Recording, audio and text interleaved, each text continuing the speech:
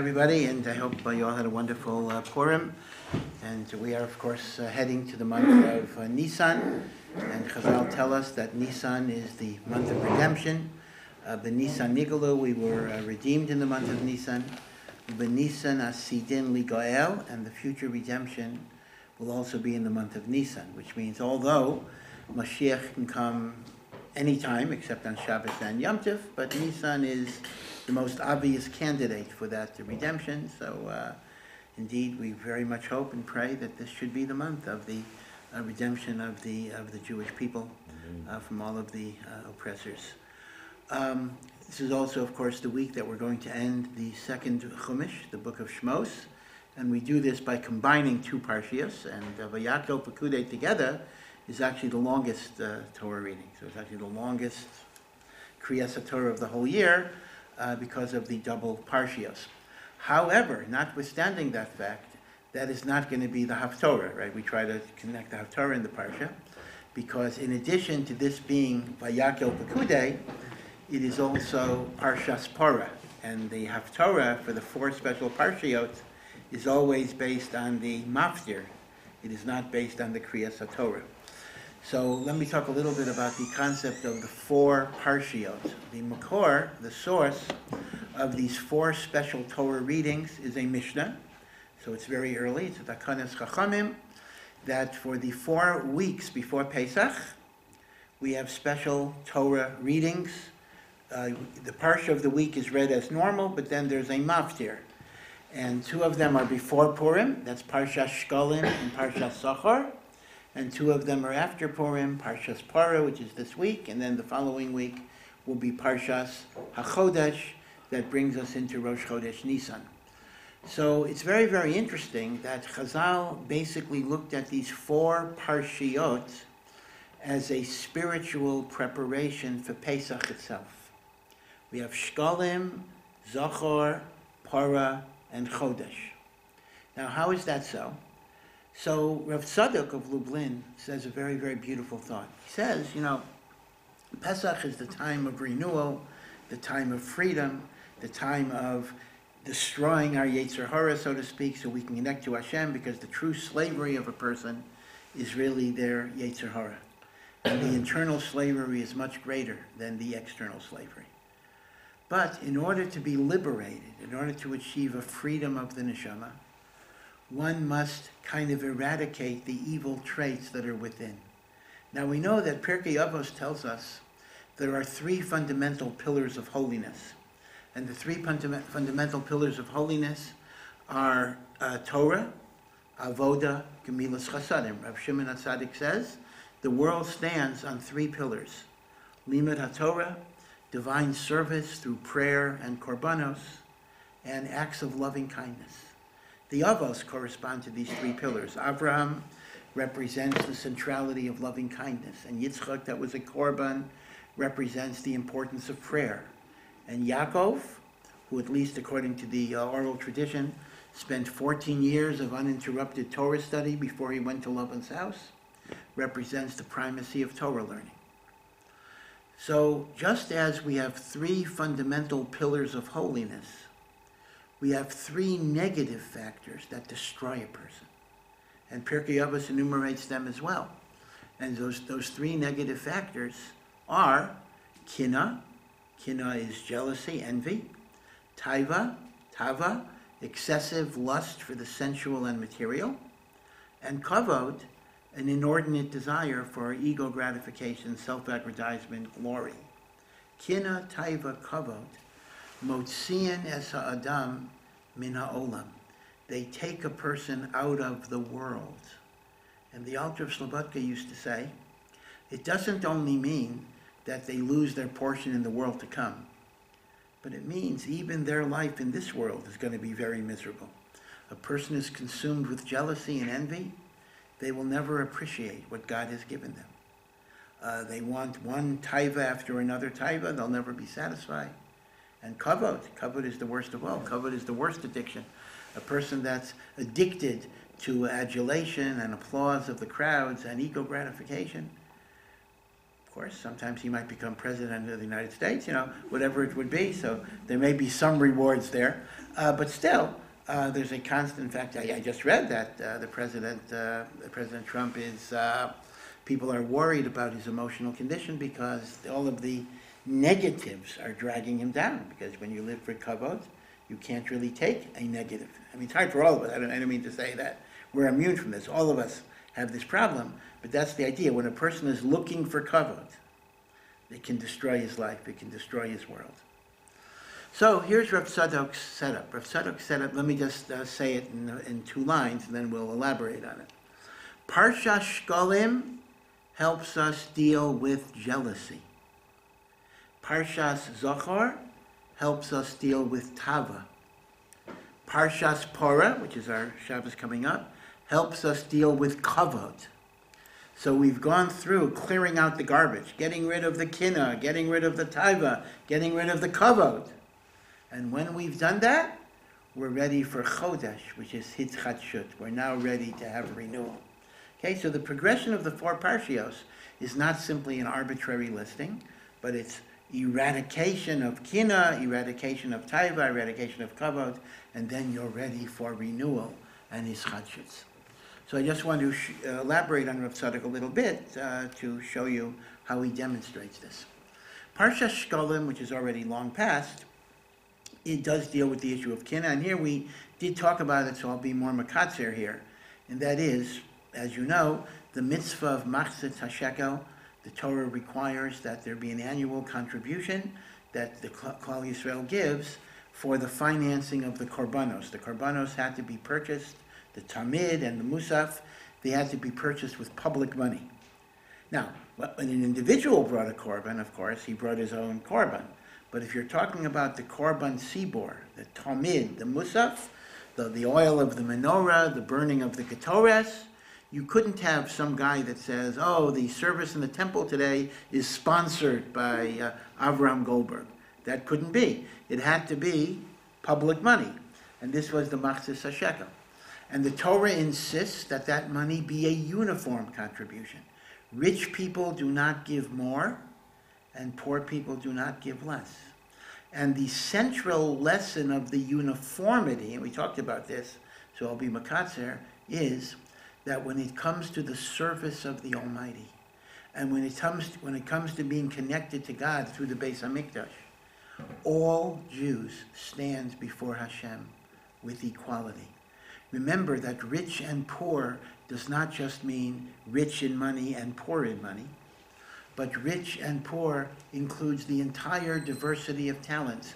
There are people that are rich in wisdom, charisma, organizational ability, leadership qualities. And then there are people that are relatively impoverished in a lot of those qualities.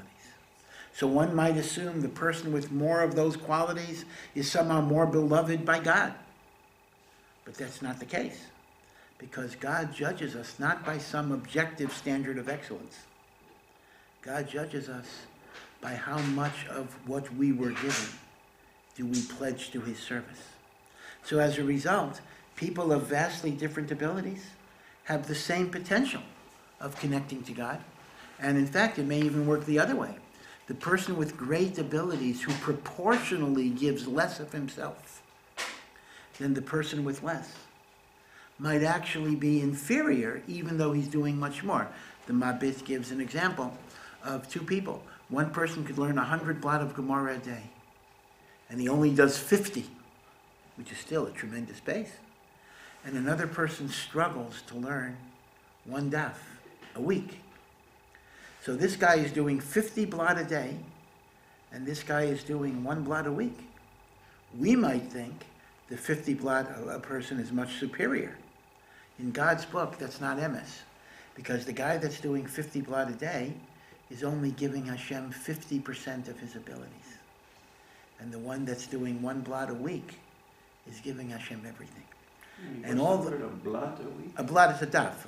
A blot is just Yiddish for a daf, a page. And you know, as parents and as teachers, we always say to our students, to our children, the only thing that counts is your efforts. But in truth, that's a bit of a platitude, because in the real world that we live in, the people that get the A's are the people that have the right answers. And the people that get the jobs are the people that produce. So really, the concept that the only thing that matters in this world is effort turns out not to be true in many cases. But in God's book, it is 100% true. In Hashem's book, it is the effort that is the most important thing. So Machzis HaShekel teaches us the fundamental equality and dignity of every person in their ability to connect to God. Because God judges us by effort and not by results, and everybody has the same opportunity to make that effort. Now, if you think about that, that itself is going to be a great antidote towards jealousy and envy. Because jealousy and envy is when I look at someone else and I say, if only I would be him. Again, envy can take positive or negative forms. A more positive form, although it's still self-defeating, is I wish I could grow in the direction that he's growing. There is, of course, a negative, virulent envy that says, I wish he would fail. Right? Rav Hirsch points out that when the playing field seems not to be equal, one person is higher than the other person. So there are two ways you can try to level the field. One by raising your side of it, and the other is by pulling him down. And it's a lot easier. Gravity is easier. So it's easier to try to pull people down, hence Lashon Hara, hence all of this. Oh, you think he's so great. You know, we like to disparage. We like to demean people that are accomplishing good things because it makes us momentarily feel a little better if we're not doing the good things that we're able to do. But if Machzis HaShekel reminds you that God judges you by effort, and if you do the best that you can, you stand with equal dignity, there is nothing to be jealous about. Now, easier said than done, to be sure. Jealousy is a very, very difficult trait to eradicate.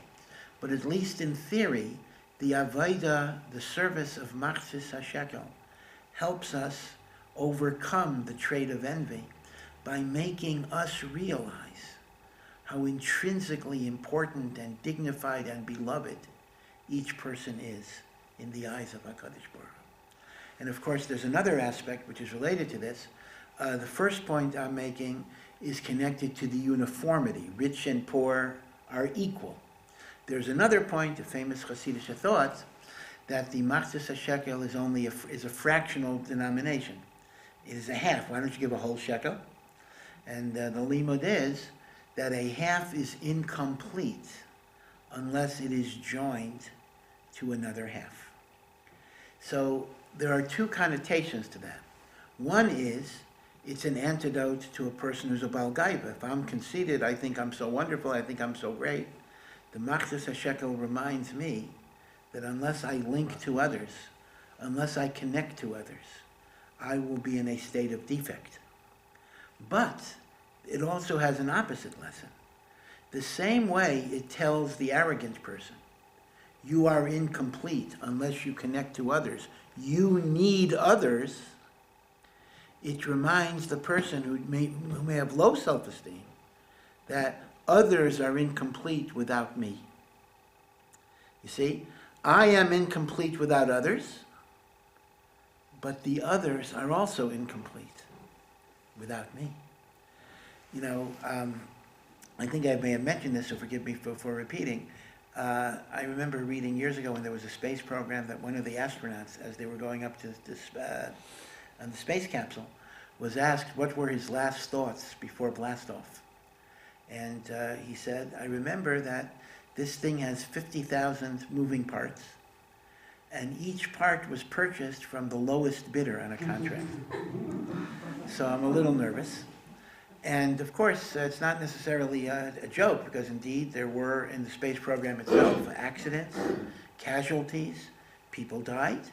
And sometimes these accidents came from what you would regard as little insignificant parts that might cost, like a plastic shield, that might cost $5 in a hardware store. Although with government contracts it probably was $5,000, but whatever it would be. Now, the point basically is that major projects depend not only on the big important pieces, but even the small little ones. You know, they have a story I read, again, about Arturo Toscanini, who was a brilliant conductor and really a musical genius. He actually was an absolute genius. So somebody wanted to interview Toscanini. And Toscanini said, I don't have time because I'm sick, I'm not well, but I have to listen to a concert through the radio tonight. And I have to evaluate it. I'm not going to be there to conduct it, but I need to hear how the orchestra is doing. Now, this is a radio. Now, radio reception is not very good, especially if you're a musical person who has to hear everything exactly. So Toscanini said, you cannot talk to me during this concert. I'm going to have to listen very carefully for 2 hours. Then you can ask me questions. So Toscanini is listening to some complicated classical piece for 2 hours on the radio. Reception is not very good. And Toscanini said, how come there's only 15 violins? There's supposed to be 16 violins. What's going on? It's not right. So the reporter said afterwards, you can tell the difference on a radio between 15 and 16? I do not believe that's possible. And Toscanini said, oh, it was obvious. It was obvious that there was a violin that was missing. So the reporter was so disbelieving of this, he went to the NBC orchestra and he said, what's going on? How many violins did you have? He said, well, we normally have 16, but a half an hour before the show, one violinist called in and said he was sick. So we figured 15 versus 16, who's going to know the difference? So the reporter goes to Toscanini and says, this is unbelievable. This is like a miracle. This is like superhuman. How are you able to see the difference that one violinist makes in a 100-piece orchestra, of which there's already 15 other violins and many other pieces at the same time? This wasn't even a violin solo. I mean, just part of the whole orchestra was playing, and he saw a violin was missing. So Toscanini said, you don't understand. It could very well be that the people who simply listen to concerts don't pay attention to small things, and there are things they're not going to notice. But I'm a conductor. I have to bring it all together. Every single thing is important. Every single thing contributes to the beauty and success of the whole. And when you're a conductor, there is no such thing as something being too unimportant to pay attention to. So someone used this story, may have been Pesach Krohn, I'm not sure, as a mashal for the Almighty. The Almighty, HaKadosh Baruch Hu, is the conductor of this universe. And in the conductor of this universe, there is no concept of important things and unimportant things. To the conductor, everything counts, everyone counts, everyone makes a difference. God's plan cannot be realized on this earth unless every person does the best that they can with the talents that HaKadosh Baruch Hu gave them. And that is the Machzis HaShekel. Yeah, I'm incomplete unless I connect, but they're also incomplete unless they connect to me. I have something to offer. It's a message of both combating arrogance, but building self-confidence, in which a person realizes, I have a role, I have a purpose in this world. We have every morning, a religious Jew opens their eyes, and after they check the obituaries, they say, Moda Ani. Thank you, God, for giving me back my life. And it ends with the phrase, Rabba emunasecha, your faith is great. It's actually a fragment from Eicha. And the question is, why your faith? If the statement is, I believe in Hashem, my emunah, Rabba emunati. And one of the Hasidic answers is, it's God's faith in us is very great. That every morning when Hashem gives us life, He is affirming His faith in us, that we have good work to do and we have potential to realize. Because if indeed there was nothing more for us to do in the world, why would we come back the next day? And therefore, no matter how difficult life might be, and the fact that people sometimes don't get support, emotional support at work or in school or even from family, but HaKadosh Baruch Hu is whispering in your ear, I have faith in you. You are worthwhile. There's much you can contribute to the world. Go do it. So, based on this, Machzis HaShekel is a marvelous way of dealing with jealousy. because it reminds us of the equality of dignity of every person. It reminds us of the interdependence of everyone, and the fact that everybody has their role and everybody has their purpose. And like the Toscanini mashal shows, there is no such thing as someone that is too unimportant not to make a difference in the ultimate beauty of the great symphony that Hashem has made in this universe that we live in. Okay, so that is Machzas HaShekel helping us with jealousy. Now we then come to Parshat Zachor, and again I'll try to do this relatively quickly because I do want to get to Parah. And Parshat Zachor is of course commemorating Amalek, and I think we mentioned part of this as well, that Amalek in Chassidus is said to represent not aggressive radical evil. As I say, we sometimes have a mental picture of Amalek, we think of some machete-wielding ISIS guy who just wants to cut off people's heads and the like. But in Chassidus, there's a very different picture. Rav Tzadok himself describes Amalek as the cool cynic who does not believe in anything absolute. There's no such thing as absolute values. Everything is situational. Everything is a matter of opinion. As the Israeli saying says, Al tam v'reach ein leitvakeach. People still use that saying. It was an old saying, right? That everything's a matter of opinion. Oh, the Holocaust is bad. Well, if you looked at it from the German perspective, you could understand that there was a lot of logic in what they were doing, etc. By the way, this was actually a discussion that was in a Jewish high school, in which some of the students were saying, well, I don't know, who says the Holocaust was so bad? The Torah says we kill Amalek, so the Germans say we kill Jews. Okay. So the point basically is, so Amalek is not necessarily the person that is committed to a cause. It's actually the opposite. Amalek is committed to nothing. Amalek says nothing matters. Everything is mikra. Mikra is happenstance, coincidence.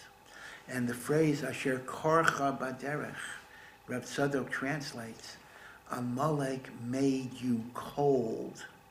The coldness of a heart that does not feel a connection to God and does not seek to be connected to others. And even if a person learns and does mitzvot, again, spoken like a true chesed, Reb Tzadok says, when you do it with coldness and indifference, that is the root of Amalek. And in Chassidus, there's a very big theme that in order to eradicate and overpower the Amaleks outside of you, you have to first vanquish the Amalek within us. Because the enemies on the outside, just like those horror films in which your nightmares create the monsters outside of you that kill you, but they're a product of your own nightmares.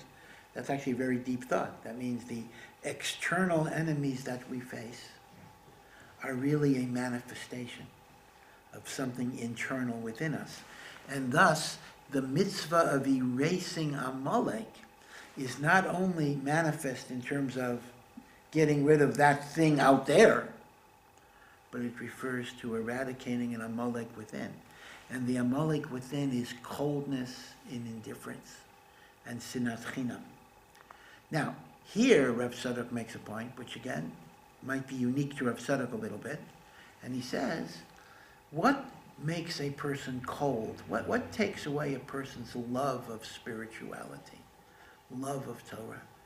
So he says, it's an overindulgence in the tavot of Olam Hazeh. Now I say overindulgence because after all, Judaism is not an ascetic religion. Judaism does not preach that one should adopt an ethic of deprivation and suffering. In fact, we know that the Nazir, the one who takes a vow not to drink wine, is a sinner precisely because he is depriving himself of legitimate pleasures that the Torah wants you to have in moderation.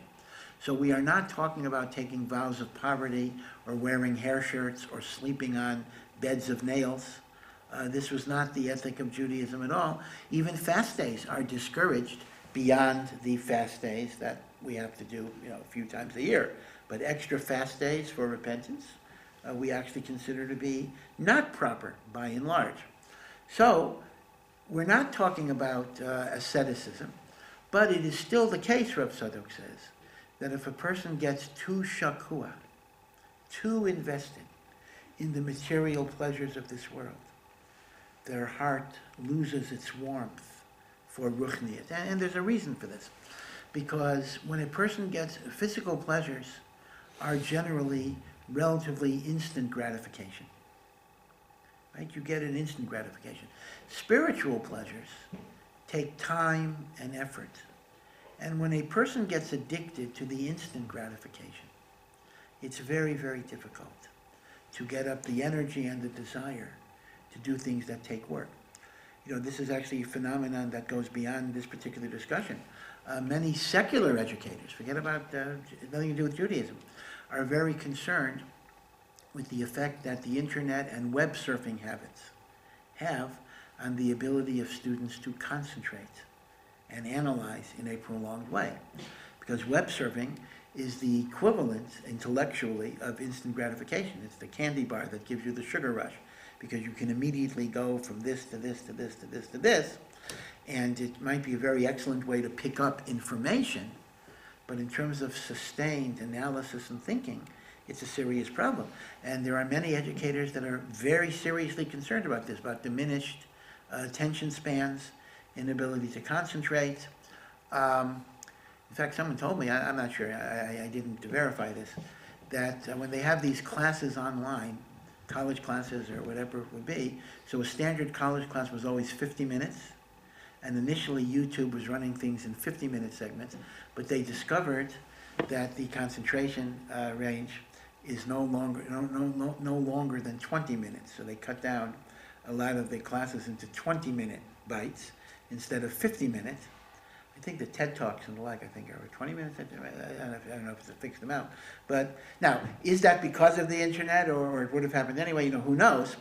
But Rav Tzadok's point generally is, when we get habituated to the material, we lose our sensitivity to the spiritual.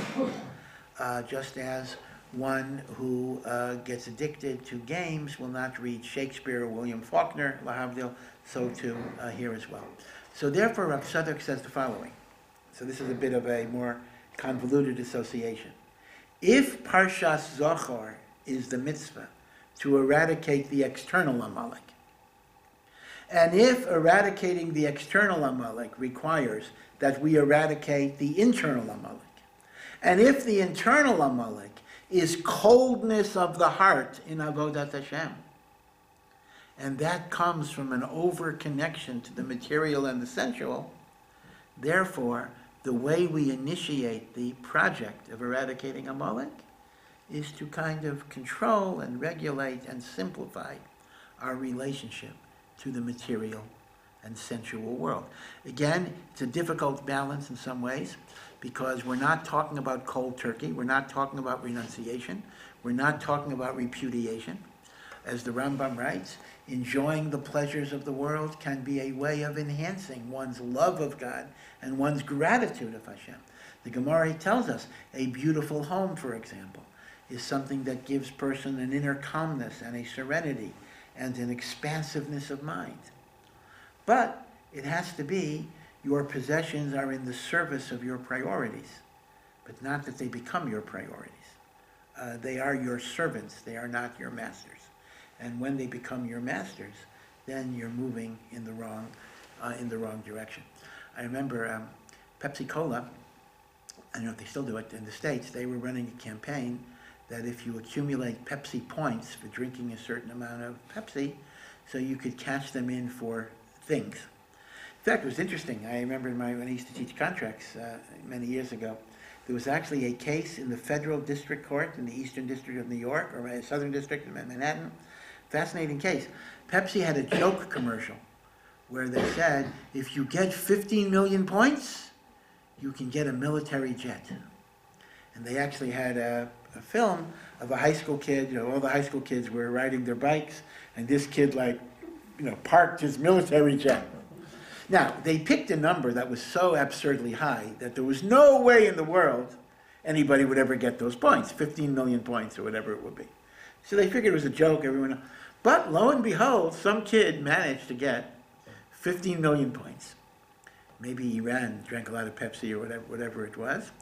And he demanded that Pepsi-Cola give him a military jet that's worth, $2 billion. Now, number one, it's illegal. You can't just buy, a private citizen cannot buy a military jet. But he sued them for breach of contract. He actually went to court. It was diversity of citizenship. It was a contracts case that went to federal court in Manhattan. And he lost his case. Because the court said, come on, kids, you knew they were joking type of thing. But there actually was that commercial. But be it as it may, the name of the campaign was, generally, Drink Pepsi, Get Stuff. And it just occurs to me that that's so emblematic of a material culture, because it doesn't even make a difference what the stuff is. It's just, I want to get stuff. I just want stuff. It's materialism just for the sake of accumulation, without identifying a need or a purpose or an interest. I just want to get stuff.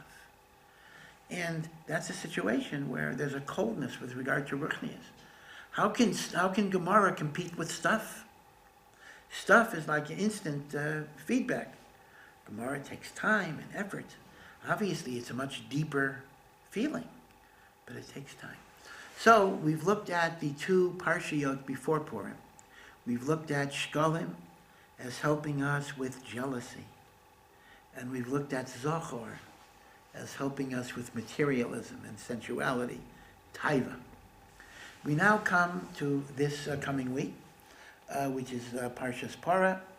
And Parshas Parah, and of course the Haftorah this week is from the book of Yecheskel once again. Yecheskel was a Navi before the Churban of the first Beis HaMikdash. Remember, Yecheskel was in the first wave of exiles that went to Babylonia 11 years before the Churban, together with Mordechai. So Yecheskel and Mordechai were mamash living at the same time. Yirmiyahu was also at the same time, but he was in Eretz Yisrael. So Yecheskel and Yirmiyahu are the two Nevi'im that are contemporaneous with the Churban Bayis Rishon. Yeshayahu is much earlier, but Yirmiyahu and Yecheskel are mamish living at the same time. Yirmiyahu is the prophet who is living in Eretz Yisrael, so he is the eyewitness to the actual destruction of the temple. Yecheskel is comforting and giving musar to the Jewish people that are in Babylonia already.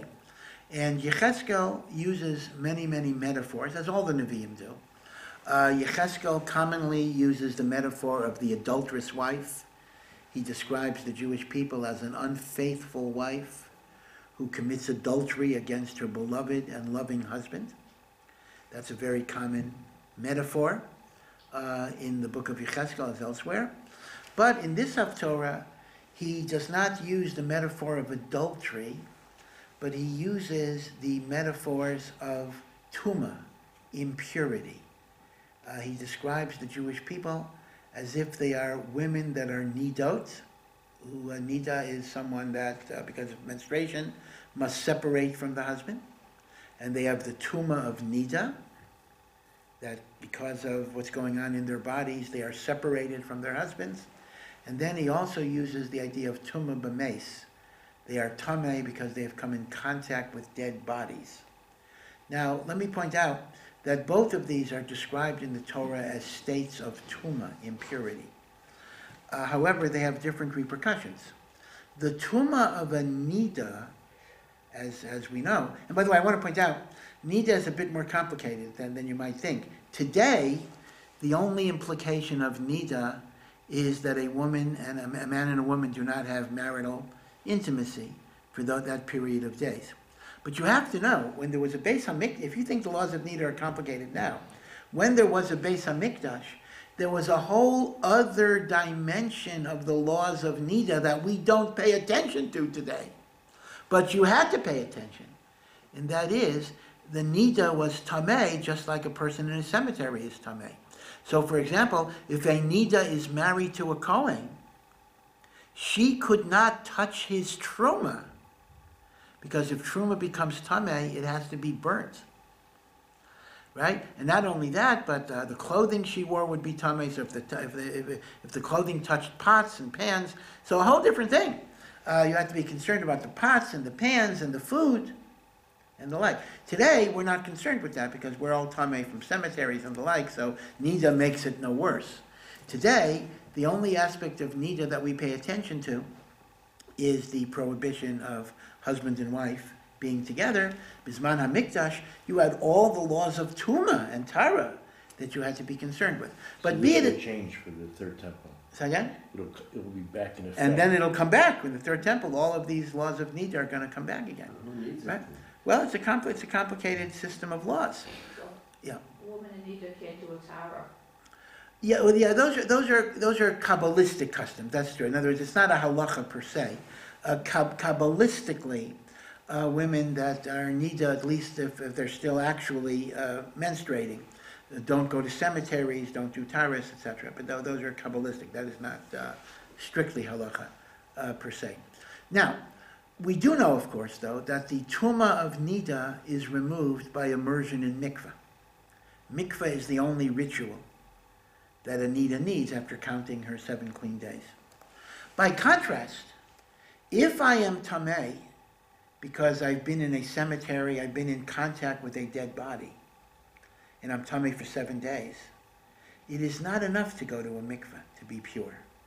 I also have to be sprinkled on the 3rd day of my tumah and on the 7th day with the ashes of the red heifer that is mixed with water. And that is why technically any person that has ever been in a cemetery in his life, even if it was 50 years ago, you are tameh, because until we are sprinkled with the ashes of the Parah Aduma mixed with spring water, going to the mikveh does not purify us. And technically, therefore, I don't want to get into the whole debate, but the technical reason why most religious Jews do not go on the Temple Mount is because there are certainly sections of the Temple Mount that a person that is ritually tameh is not allowed to enter. And all of us are ritually tameh because we don't have the ashes of the Parah Aduma. Now, even the religious Jews that enter the Temple Mount actually admit to this. I mean, they're in absolute agreement. They just say that the prohibition would only be on an inner part of the Temple Mount, not the outer part of it, and they're willing to be confident enough to say, their poskim are willing to say, what is outer, what is inner. Most of the religious world is more cautious because, after all, you don't want to walk in a minefield and say, well, as long as you stay here, you're going to be okay. You want to avoid the situation because if chas v'sholem you take one step in the prohibited area, you're chayiv kares if you're tameh, right? So really, this machlokas about going up on the Temple Mount is not a machlokas in halachic principle.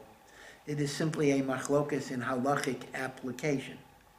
And of course, this is an interesting example where the government is very charedi on this for different reasons. Meaning to say, the charedim are very machmir not to go on the Temple Mount, and the government likes the charedi position a lot more because, at least most of the government, because going to the Temple Mount also creates a lot of political negative repercussions, riots. In fact, initially it was the cause 20 years ago of the first, how many years ago, whatever it was, the first Intifada, came when Sharon has walked on the Temple Mount. But okay.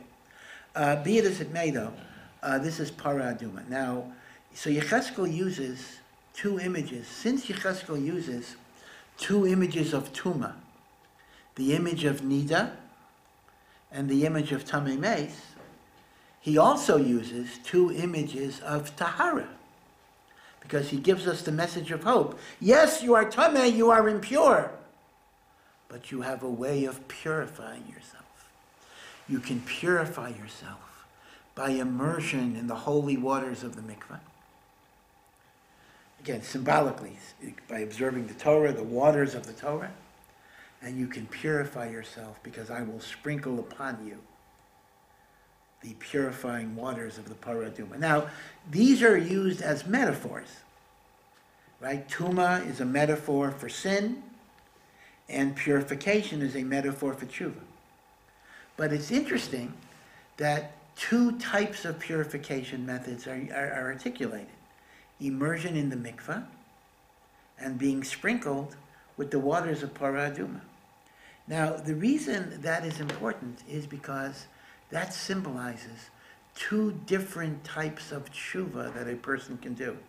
One type of tshuva is compared to immersion in a mikveh, and another type of tshuva is compared to be sprinkled with the ashes of the Parah Aduma.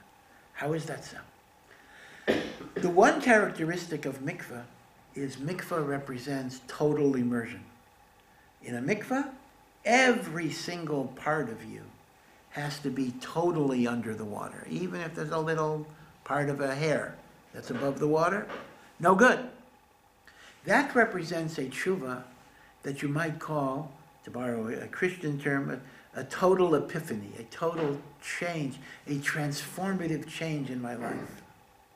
Right? Lahavdil, Paul on the road to Damascus. I don't know, I shouldn't use that as an example. But the concept is, my life has changed. And that, of course, is the highest tshuva. That is the tshuva in which you are literally a different person. That past identity is foreign to you. It's no longer you. You are different. But sometimes our tshuva is much more modest. Maybe most times it's much more modest. I haven't reached the state of emotional intensity where I'm totally transformed. But I try to make little incremental baby steps. If I used to speak Lashon Hara an hour a day, I'll try to cut it down to 50 minutes. And that may sound trivial, but that's also progress. I'm going to try to be a little better, a little more self-conscious about honesty in business, about greeting people with friendship, about, Makabel Kol Adam B'Sever Panim Yafos, to greet someone with pleasant countenance. And we're not necessarily talking about radical, transformative, global changes. Because sometimes, by the way, that may be counterproductive, because people who try to radically change their lives might find that that was too dramatic, too big of a bite to try to take on, and eventually they throw it away. So, the tshuva of immersion is the epiphany of total personality transformation.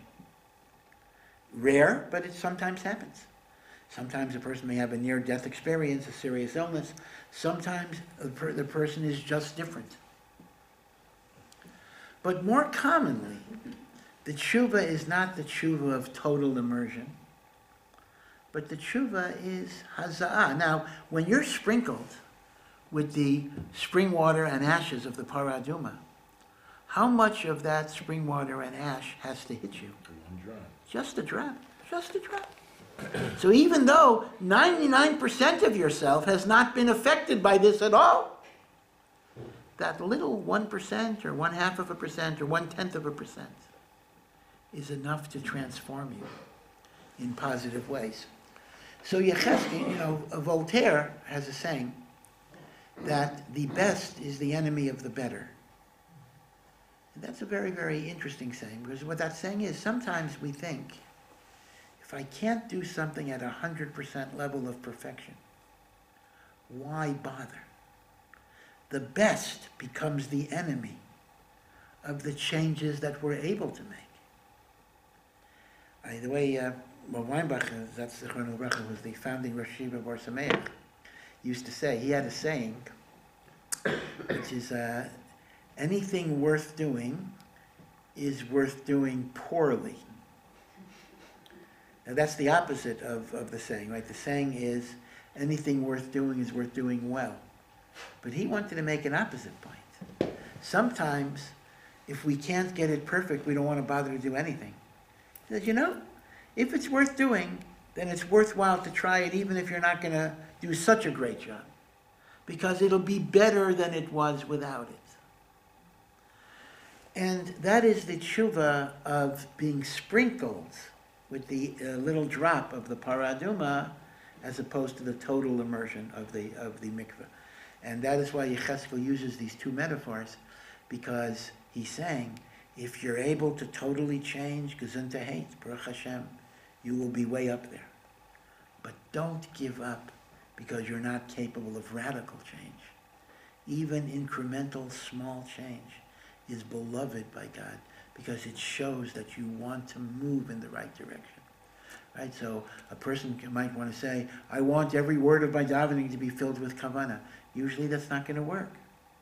But you could say, when I drink water and I make shahakol, my project is I'm going to think about my gratitude to God, or going to the bathroom, whatever it might be. You take a small project, right? That's why Yecheskel uses the idea of the Parah Aduma water. Okay, now another point about Parah Aduma. All of us know that Parah Aduma was considered to be, because I didn't finish Rav Tzadok's thought about kavod yet, I have to be sure to finish that. Right, because shkolim is kina, zachor is tava. I didn't yet show how Parah Aduma is connected to kavod. That'll be the final piece here. That is, Rav Tzadok says the following. We know that Parah Aduma is considered to be the inexplicable chok, the law of the Torah which defies logic, which we just can't make sense of. And even Shlomo HaMelech, the wisest of all people who understood the whole Torah, when it came to Parah Aduma, he said, I'm stuck, can't figure it out. Now, part of why the Parah Aduma is so enigmatic is not just red cow, like all of those details, which of course are enigmatic, but it's because it embodies a paradox and a contradiction. Because on one hand, the Parah Aduma is the vehicle of purification from Tumah. On the other hand, everybody that handles the Parah Aduma becomes Tameh. So how can something that makes the Tameh pure makes the pure Tameh? By the way, as a little joke, my Rosh Hashiva, Rav Ruderman, Zechron Lebracha in Israel, once made the statement about NCSY. NCSY is a wonderful, wonderful organization, mainly in the United States, that takes public school kids and the like, and it really, teaches them about Judaism, and many become religious, and many go to yeshivas. NCSY has a wonderful, wonderful way of reaching kids, and does tremendous, tremendous work. But NCSY is a co-educational group where boys and girls are together. Now, many yeshivas don't like their students to participate in NCSY because it's co-ed. But the problem is, of course, if you don't have religious role models participating in NCSY, then how are the kids going to learn about Torah without religious people?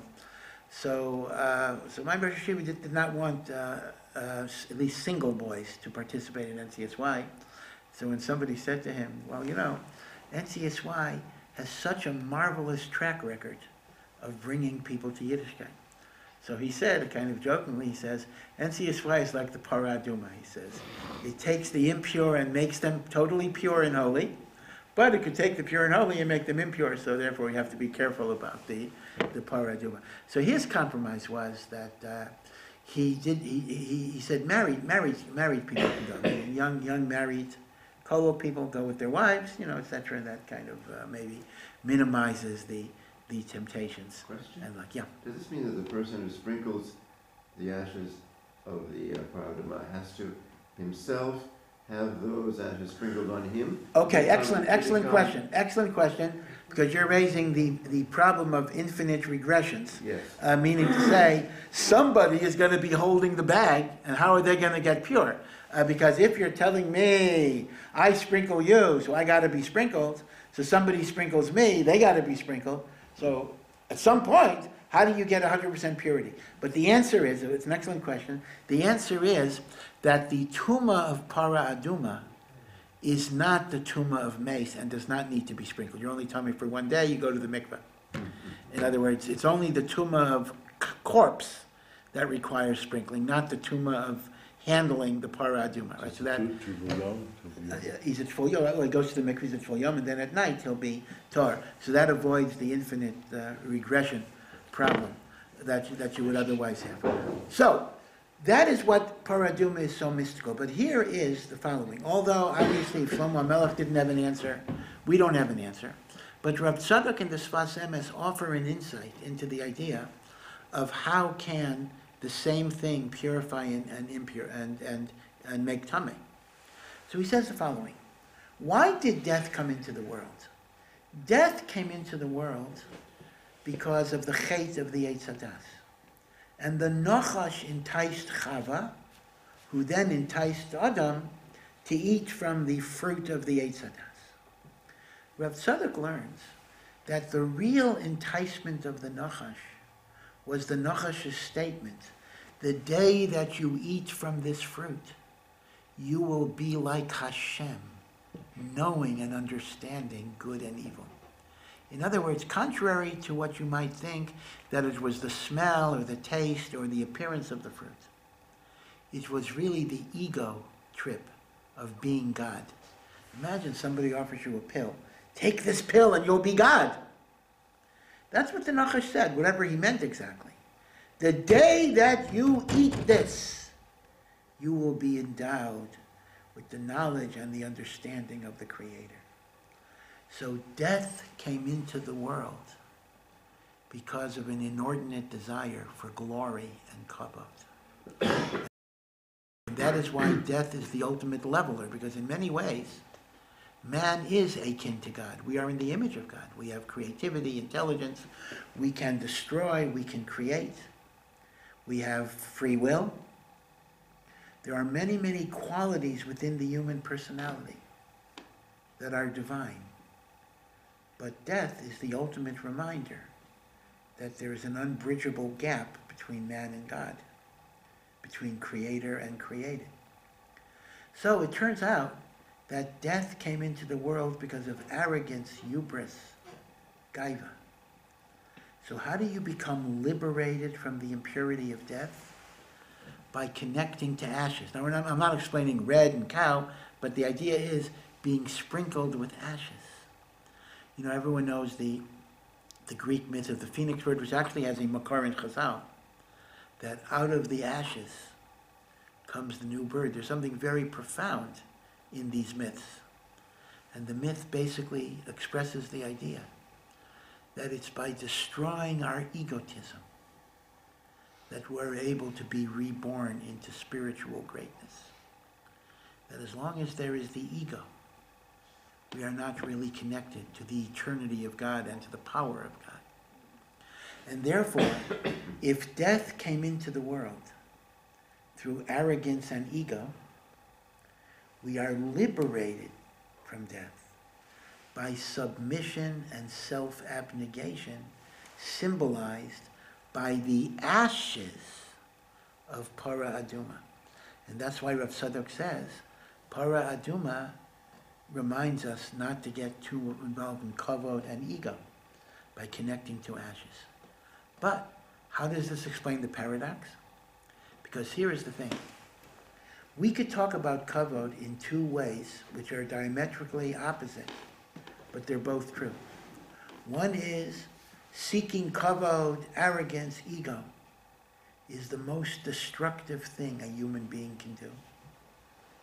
Statement number two, having a sense of self-importance is the most important thing a human being needs. Meaning to say the following: if a person truly believes they are nothing, they are insignificant, then they will never accomplish their mission in life. Because they'll say, what's the point? Who am I? I'm a nobody. I'm a nothing. So paradoxically, Avodas Hashem requires a sense of self-esteem, a sense of confidence that Hashem gave you talents and abilities, a sense that you make a difference, going back to Machtas HaShekel, that you have a role to play. But it then, when it goes too far, it turns into arrogance and ego, then it becomes destructive. So the remez in the paradox of Parah Aduma is this: the same sense of self, or the other way around, the ashes represent the submission, the ashes represent the nullification of the self. The nullification of the self is an essential element of purity. But when it's taken too far and turns into a sense of worthlessness, it becomes impurity. There is the ashes that connect me to God, and there's the ashes that distance me from God. Again, there is the ashes that say, I'm nothing, but I'm connected to God, and He is the ultimate source of power that will empower me to do things. And then there are the ashes of resignation, surrender, despair, and ineffectuality, which that same midah becomes destructive. And therefore, Parah Aduma represents paradox, because it highlights the importance of submission and self-abnegation. But it also reminds us that a human being does have to have a sense of their abilities and their talents. And this is encapsulated, of course, in a very famous statement. People often quote it as a medrash. It is actually not a medrash. It's from Rabbi of Parshat, who was the Rabbi of the first Gera Rebbe, 19th century Poland, that a person has to have two ideas in his pocket at all times. One is, Anochi afar v'yefer. I am dust and ashes. I am nothing. I am worthless. I am zero. And in the other pocket, Bishvili nivra ha'olam. The whole universe was created for me. Hashem made many cows and many dogs and many horses. But He only made one man and one woman. And the Gemara asks the question, or the Mishnah asks the question, why didn't God make a lot of people? And one of the answers is, so each person should look at this universe and say, this whole thing is worthwhile just for one of us. And that includes me, and that includes you. That's not going to be conducive to arrogance, because the same way the world was created for me, the world was created for you. So it doesn't make me better in any way. And this is the paradox, because if all you have is, I'm dust and ashes, you're not going to get out of bed in the morning. If all you have is, because of me the world is created, right, you become an egomaniac. So consequently, in spiritual life, there's a constant tension and pull between an awareness of how great we are, coupled with the idea that without Hashem we're nothing. And that is the paradox of Parah Aduma. The ashes purify me by getting rid of my ego and gaiva, but they contaminate me when they make me think I'm not worthwhile. Right? That's what Rav Tzadok says. So now we have a beautiful progression. Kina, Taiva, Kavod. And then we move to Chodesh, because Rav Tzadok says, renewal. Once you've eradicated the bad, you can't just rest on your laurels. Getting rid of negatives is not enough. You then have to use that as inspiration for concrete actions of holiness and goodness. And that is why there's never a hefsek between Parah and Chodesh, because you can't allow the inspiration to falter or leave you right after you've completed the introspection of getting rid of the bad. You have to concretize it in positive spiritual ways. Right? So this is the avoda of the four parshas, and as I say, the Haftorah Yecheskel does use Tuma as a metaphor for sin, and both mikvah and the sprinkling of the Parah Aduma as the metaphors of tshuva. In fact, this is a pasuk, if you have a good liturgical memory, the pasuk of this Haftorah is said every day during Selichos. V'zarakti aleichem mayim tahorim. Hashem says, I will sprinkle upon you the pure waters, utahartem, and you will become pure. And this is taken from this Haftorah of Yecheskel. So B'ezras Hashem, I hope that all of us will be able to rise to these great, great challenges, to work on the negatives of Kinat Kavod, but at the same time then become nitchadesh, to become renewed and revived. And in that way, if enough of us do this, we will create a place for the Shekhinah to come into this world, and then we will be zocheh to the Bias HaMashiach and the Binyan Beis HaMikdash. So, be well, have a good evening.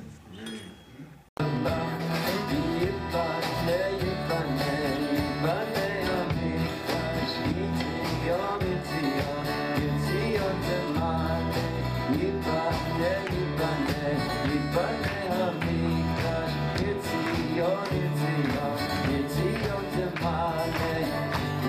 Yiboneh